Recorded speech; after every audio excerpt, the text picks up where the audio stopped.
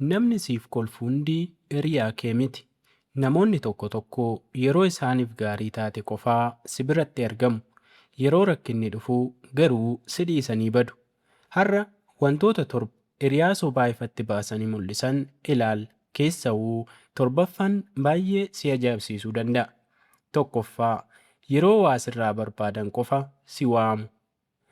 Hiriyaa dhugaan haala kee ilaalee sitti hin siiqu.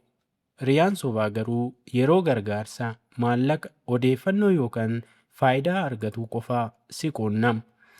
Yeroo dhimma isaanii fixan immoo si dhiisanii badu. Lammaffaa yeroo rakkinni dhufuu si dhiisu. Yeroo jireenyi gaarii ta'u namoonni hedduun si waliin gammadu.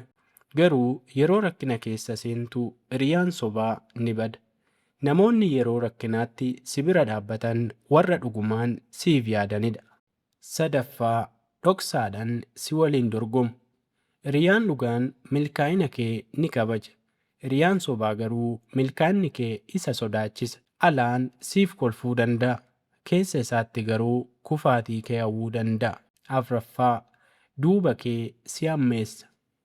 Namni yeroo hunda namoota biroo duuba isaanii hammeessu siinis akkasuma ta'uu danda'a. Hiriyaan sobaa iccitii kee akka bashannanaatti fayyadama. Amanamummaan keessaa yoo bade hariiroon sun cimuu hin danda'u. Shanaffaa abjuu kee hin deeggaru. Yeroo kaayyoo kee itti himtu akkana jedha. Kun hojii hin qabu. Yeroo kee qisaasessaa jirta. Dhugaa jiru ilaali jechuun haamilee kee cabsuuf yaala. Sababni isaanii guddaan milkaa'inni kee sodaa isaanii akka yaadatan waan taasisuuf. Ja'affaa waan siif godhe hunda lakkaa'a. Hiriyaan sobaa hariiroo akka daldalaatti ilaala. Waan siif godhe hunda ni yaadata. Deebii irraa eegas. Hiriyaa dhugaan garuu jaalalaaf yaadan gargaara malee lakkoofsan miti. Torbaffaa yeroo ati kuftee ni gammada.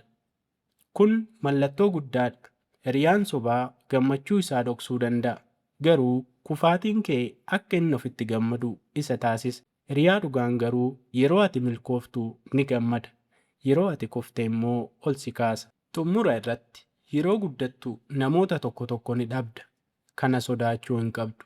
Namni si waliin deemu hundi gara fuulduraatti bakka qabaachuu hin qabu.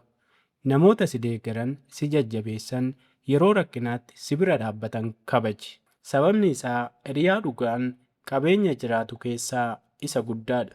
Qabxiilee torban tarreessine kanarraa yoo barattan akkasuma yoo hubattan yuutuubii keenya sabiskiraayib gochuudhaan miseensa ta'a.